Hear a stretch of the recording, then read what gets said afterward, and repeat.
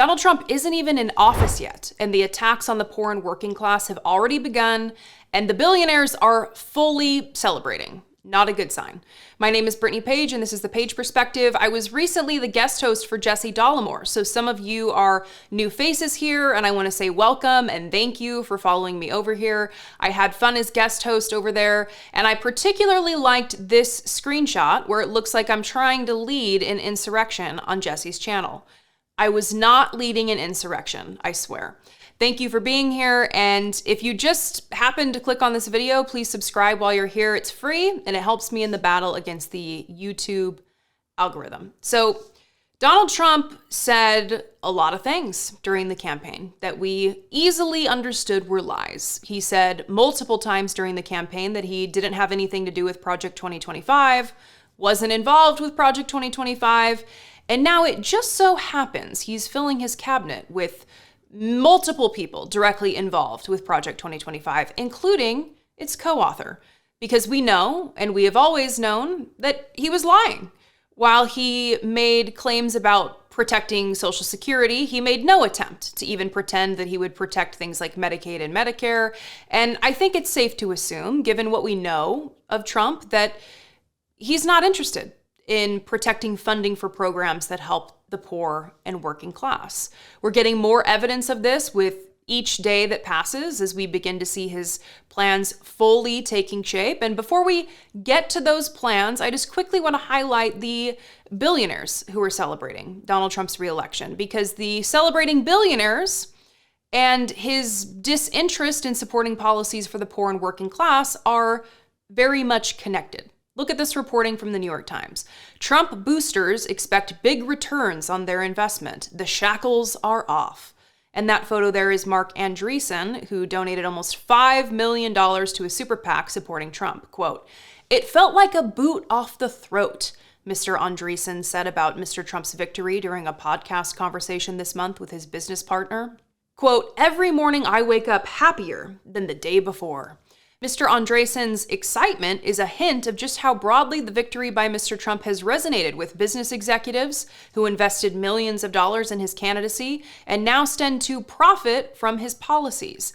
Theirs is a circle of deep-pocketed industry winners that extends far beyond Elon Musk. It is a more diverse group, at least in terms of business interests, than the one that surrounded Mr. Trump in his first administration, where executives from the oil, gas, and coal industries were particularly dominant. The people who said they were worried about the price of groceries voted for the man who the billionaires are celebrating. And we need to keep tabs on this and where this goes, because when things start to get worse for those same people who said they were worried about the price of groceries, conservatives are going to try to distort reality. A reality that tells us the Trump administration is far more concerned with appealing to the wealthy than the poor and working class. I mean, J.D. Vance hasn't been seen in weeks. Where is he? While Elon Musk refuses to leave Donald Trump's side. We're seeing the interest of billionaires become indistinguishable from Donald Trump's government policy, which brings us to Trump's plans. Do you remember Donald Trump's 2017 tax cuts? They are set to expire after 2025, but now that he's going to retake the White House, that's not going to happen. Republicans will extend the tax cuts, even though they will cost $4 trillion over the next 10 years. And what are they looking to cut to pay for these tax cuts for wealthy Americans and corporations?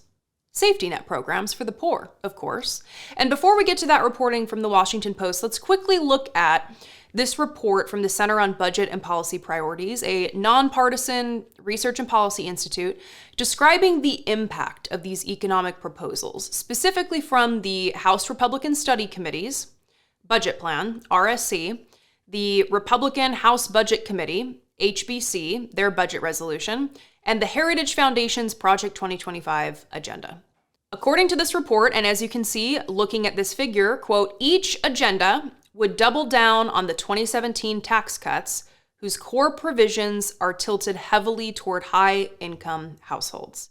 The RSC budget calls for the continuation of all of the 2017 law's individual income tax cuts and adds substantial tax cuts for corporations, wealthy shareholders, and large estates on top. These include repealing the estate tax, which less than 0.2% of estates now pay, lowering already low taxes on capital gains by indexing capital gains before calculating taxes, repealing the Inflation Reduction Act provision that better ensures that large, highly profitable corporations pay at least some taxes, providing new tax breaks to already low-taxed corporations based on the amount they spend on certain investments, and expanding tax breaks for pass-through businesses which saw large tax windfalls in the 2017 tax law from a special deduction that exempts from tax up to 20% of pass-through business income. Project 2025 goes further, calling for a set of extreme near-term tax policies that would raise taxes on middle and low-income households while cutting them for wealthy households, shareholders, and corporations.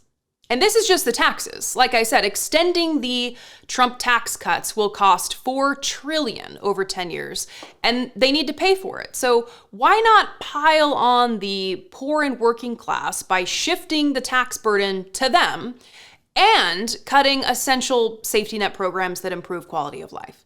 The Center for Budget and Policy Priorities outlines the plans here as well and their consequences. Quote, for example, the RCS budget calls for $4.5 trillion in cuts over 10 years in Medicaid, the Children's Health Insurance Program, CHIP, and the Affordable Care Act marketplace coverage, cutting these health coverage funds by more than half. The HBC budget plan, meanwhile, calls for $2.2 trillion in cuts to health coverage, all from Medicaid, the Associated Committee report suggests. This cut would amount to 30% on average over 10 years and 40% in 2034. Nearly 74 million people receive health care coverage through Medicaid.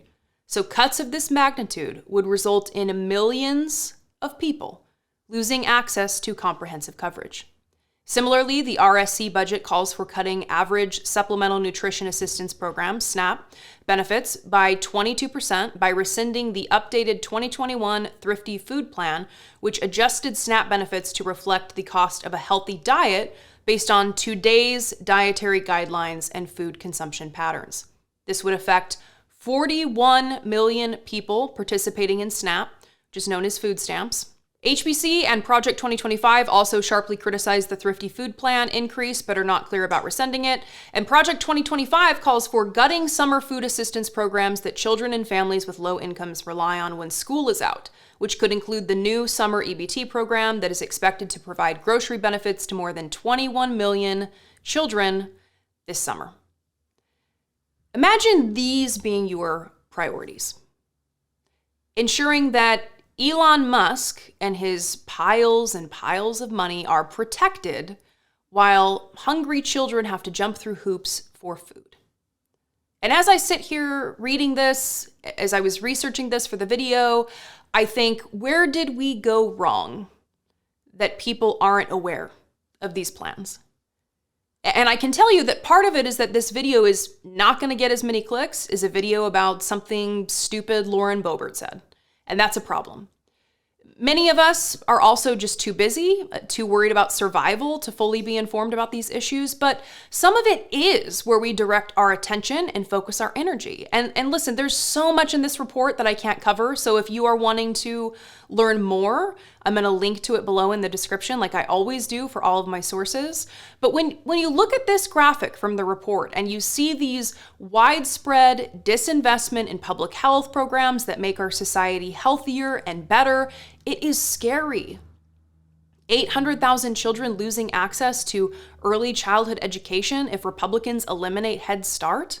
17 million kids from poor families getting less food if Republicans follow through on plans to cut SNAP.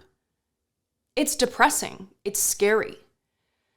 Something that gives me hope about all of this, though, is this line from the Washington Post reporting, quote, "Concern is high among some Republicans about the political downsides of such cuts, which would affect programs that provide support for at least 70 million low-income Americans, And some people familiar with the talks stress that discussions are preliminary.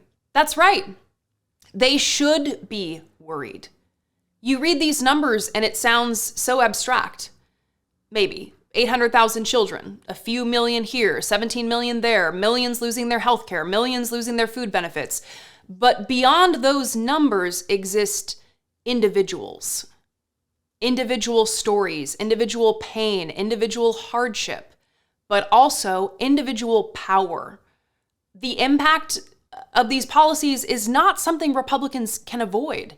They will try to run from it. They will try to shift the blame. They will try to obscure what is the devastating damage to those who are already in need of the most assistance. But we can't let them do that. We know what the consequences of these policies will be because there have been continuous warning signs, including from organizations like the Center on Budget and Policy Priorities, giving evidence-based guidelines for what is preferable to help the poor and working class. And while I've heard people say that, they can't wait to see people who voted for Trump face the music and experience the hardship associated with these policies, it won't only be them. People who did not choose this, who did not vote for this, and who do not deserve this are going to be punished.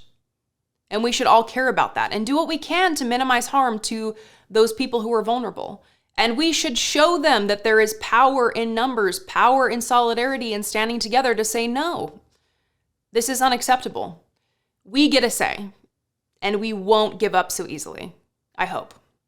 What do you think? Tell me at 657-464-7609 or send an email to idoubtit@dollemore.com. You can support me by clicking the join button below to become a channel member for as little as $1.99 a month or by going to patreon.com/idoubtitpodcast. Thank you so much for joining me today. I really appreciate you being here. Please remember to click subscribe. Take care, and I will see you next time.